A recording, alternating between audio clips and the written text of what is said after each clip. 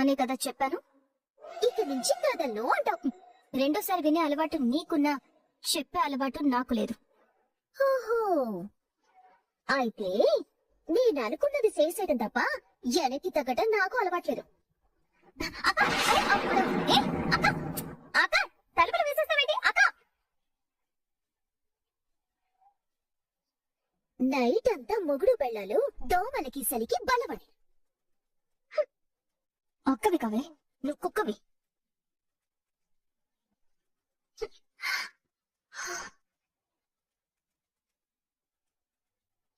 కూర్చున్నావు దయ్యంలాగా.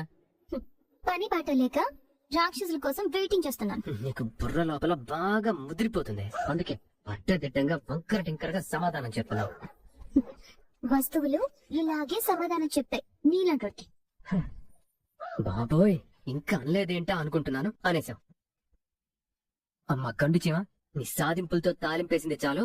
బాగా అలిసిపోయాను, లోపలికి వెళ్దాం పద. రావా, ఎక్కడ కూర్చుంటావా?